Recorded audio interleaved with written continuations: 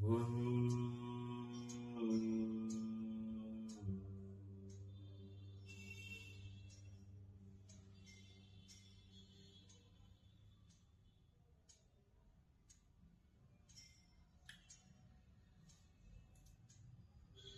स्मरणीय परम शरणीय परम पूजनीय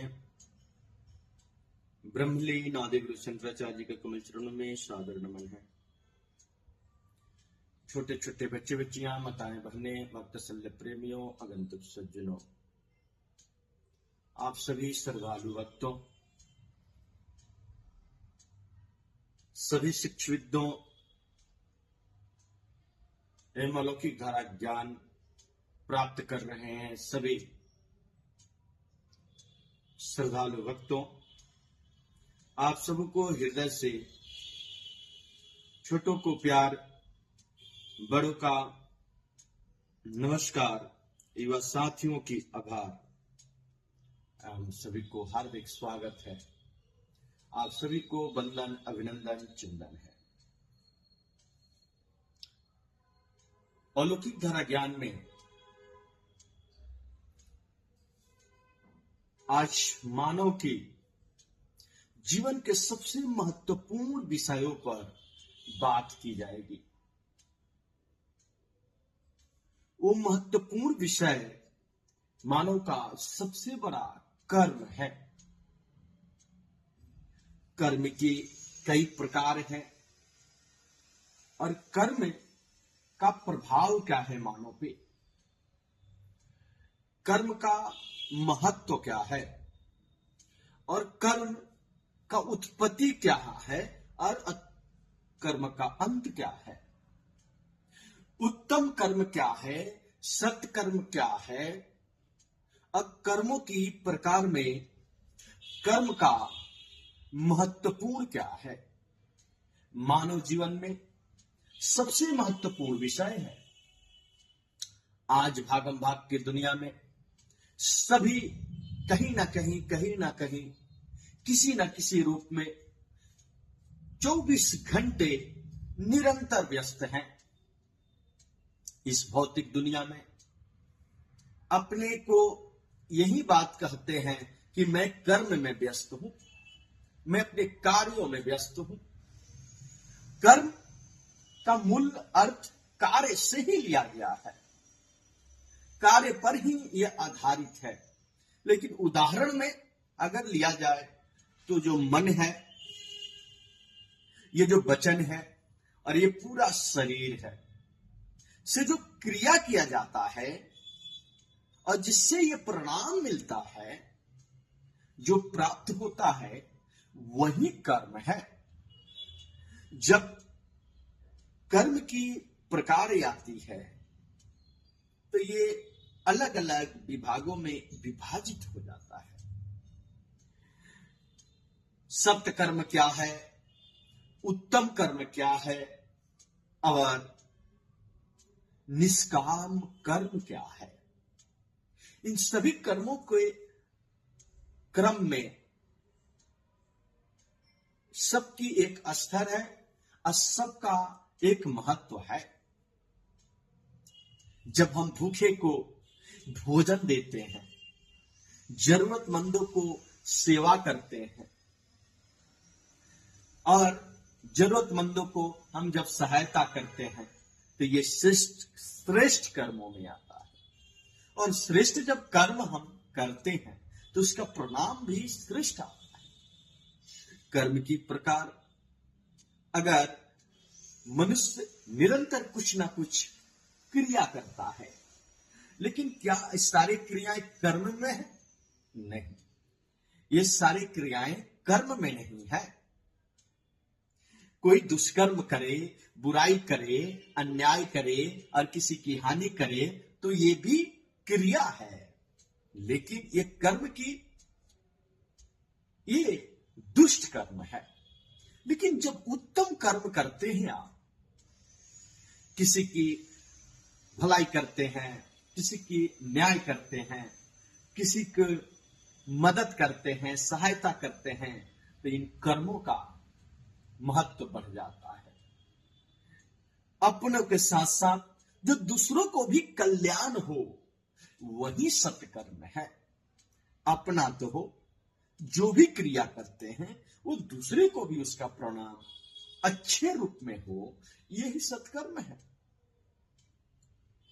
सब किसी को समभाव रखना, सबों को सम्मान करना, भूखे को भोजन, दुखियों को दर्द को सहना, समझना, संतावना देना, और घर में माता पिता की सेवा, उनकी आदर करना, गुरुजनों की आदर करना, और जो अच्छे सज्जन व्यक्ति हैं उनको संस्कार रहित सम्मान देना, ये उत्तम कर्मों में से है।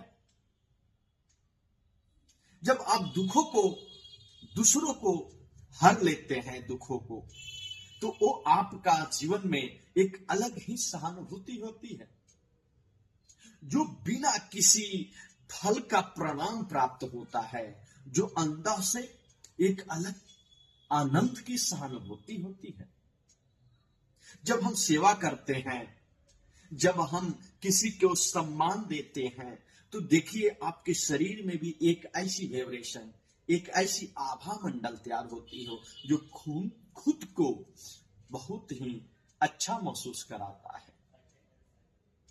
जब सत्य कर्म करते हैं, ईमानदारी किसी के पास रखते हैं, किसी से प्रेम करते हैं, किसी से करुणा के द्वारा वार्तालाप करते हैं, जब धर्म की कार्य करते हैं, जब आप न्याय पर खड़े रहते हैं, ईमानदारी साझा करते हैं, तो ये जो सत्य कर्म का परिणाम है, स्वयं में सहानुभूति होती है, एक अलग ही उसका आनंद होती है।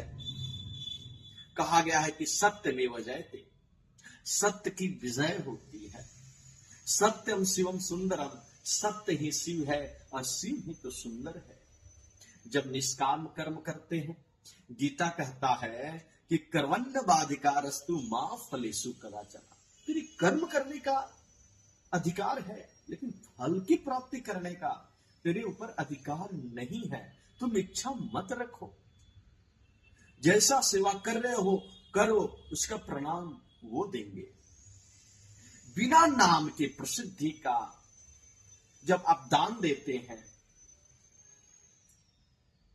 बिना दिखावा का जब कोई उत्तम कर्म करते हैं, किसी को मदद करते हैं बिना किसी अपेक्षा का, बिना प्राप्त किए भावना का, बिना अपेक्षा का, तो वो अलग ही अलग सहानुभूति होती है। जब कर्मण्य बाधिकारस्तु मां फलेषु कदाचन, जब विश्व की सबसे बड़ी दर्शन गीता शास्त्रों में, श्रीमद् भागवत गीता में इस बात का वर्णन करता है कि उत्तम कर्मों में जो निष्काम कर्म है, जो कर्म तो करते हो, अधिकार उस पर नहीं जताते हो कि ये मेरा कर्म किया हुआ है, ये मेरा कार्य किया हुआ है, तो तुम्हारे जीवन का वह महत्व बढ़ जाती है, वह जीवन में आनंद बढ़ जाती है, उस जीवन का, उस कर्म का सार बढ़ जाती है, उस कार्य का परिणाम बढ़ जाती है, उस कार्य में नर्मता, पवित्रता, सौहार्दता बढ़ जाती है, उसकी महत्व बढ़ जाती है। कर्मों की कई प्रकार है, लेकिन जब सत्कर्म करते हैं उत्तम कर्मों में, इसकी स्वयं की जो सहानुभूति होती है, उस शब्दों में परिकल्पन नहीं किया जा सकता। यह जीवन का प्रयोग है, यह कोई किताबी भाषा नहीं, किसी से कहे सुने वाली बातें नहीं, यह कभी किसी की थ्योरी नहीं, यह अनुभव प्रैक्टिकल है। जब आप स्वयं से सहानुभूति होकर जब वो क्रिया को करते हैं, वो क्रिया का परिणाम उस कार्य पे पड़ता है, जो कार्य सत्कर्म कार्य होता है, उत्तम कर्म होता है, निष्काम कर्म होता है, उसका परिणाम भी एक अद्भुत चमत्कारी होता है जीवन में। जब आप एक अलग जब सहानुभूति महसूस करते हैं, जो उसकी आनंद होती है, क्या शब्दों में व्यक्त कर सकते हैं? नहीं। आज पूरी भारत के युवाओं से एक आग्रह है, उन युवाओं से जो सत्य कर्म का महत्व को समझते हैं, उत्तम कर्मों का परिणाम आनंदित अपने परिवार से, स्वयं से महसूस करते हैं। जब आप माता पिता गुरु की सम्मान करते हैं,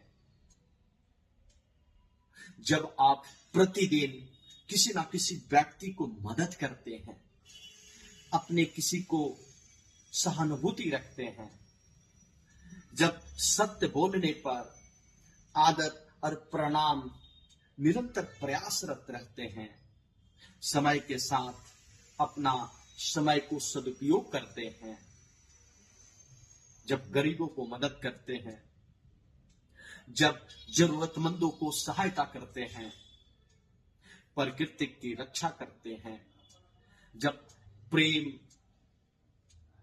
की सहानुभूति को जताते हैं, जब प्रकृति से संलग्न होते हैं, पेड़ पौधे पर्यावरण को रक्षा सुरक्षा करते हैं, सर सफाई में उत्तम प्रबंधन रखते हैं, जब प्रकृति की जब रक्षा करते हैं तो प्रकृति आपको रक्षा करती है, जब व्यसन से, नशे से, बुरी संगति से जब दूर रहते हैं तो उसका परिणाम ही उत्तम कर्म है। उन युवाओं को उत्तम कर्म का व्याख्यान अगर मैं करूं तो यही तो है। शिक्षा के महत्व जब देते हैं आप, समाज में शांति, प्रेम और एकता का संदेश देते हैं, ईश्वर की जब स्मरण करते हैं, प्रार्थना करते हैं, जब मानव के कल्याण के लिए सोचते और विचारते हैं, यही तो युवा का सत्कर्म है। जब माता पिता गुरु को सम्मान करते हैं तो स्वयं की सम्मान बढ़ती है। जब प्रतिदिन आप अपने प्रातः में समय का सदुपयोग करते हैं तो वो समय आपका सदुपयोग करता है। जब किसी व्यक्ति की मदद, जब किसी व्यक्ति की सम्मान, जब किसी व्यक्ति की उदारता करते हैं तो आपका भी उदारता होता है। जब किसी की रक्षा करते हैं आपकी भी रक्षा होता है। प्रकृति की संरक्षण करते हैं, प्रकृति आपके संरक्षित करती है। जब बुरी संगति से बचते हैं तो यह संगति उत्तम कुल का बालक, उत्तम कुल का संस्कार का परिवरिश का पहचान मिलता है। ईश्वर की जब प्रार्थना करते हैं तो ईश्वर आपको साक्षात्कार के रूप में ज्ञान देता है। ईश्वर आपको मदद करता है। उन महिलाओं को भी एक छोटे बड़े कर्म समाज में निरंतर एक दिशा देता है। माताएं बहनें समाज की शक्ति हैं, घर की ताकत हैं। वो बच्चों को अच्छी संगत की परवरिश करती हैं। उसकी संगत की परवरिश का शुभारंभ घर परिवार माताएं बहनें से ही मिलता है। परिवार में जब प्रेम, परिवार में जब एकता, सौहार्दता लाते हैं तो उस परिवार का सम्मान बढ़ जाता है। जब स्वयं में धैर्य रखते हैं, धीरज रखते हैं, समर्पण की भावना रखते हैं तो वो परिवार स्वर्ग सा दिखता है। वह परिवार सम्मानित दिखता है। उस परिवार से लोग सीखता है।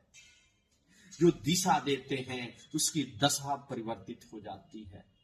जब बच्चों की अच्छी संस्कार होती है, उस घर का, उस समाज का, उस संबंध का एक अलग ही परिणाम प्राप्त होता है। परिवार में जिसकी एकता, जिसकी प्रेम होती है, उस परिवार का अलग ही सहानुभूति होती है। धैर्य और करुणा से बिना किसी परिणाम को, इच्छा को प्राप्त किए बगैर जब जीवन में आप कुछ करते हैं वो एक अलग ही उन माताओं बहनों की शक्ति का संचार घर में सकारात्मक प्रभाव डालता है। कहा जाता है कि नारीयस्तु पूज्यते समन्ते यत्र देवता, समयन्ते यत्र देवता। जहां नारी की पूजा होती है, सम्मान होता है, वहां देवता भी निवास करते हैं। उत्तम कर्म हमें महान बनाता है, लेकिन सत्कर्म हमें सच्चा एक इंसान बनाता है। सत्कर्म हमें सच्चा एक इंसान बनाता है। कर्म है, पूजा है, सेवा ही धर्म है, लेकिन कर्म पूजा है, लेकिन सेवा ही धर्म है।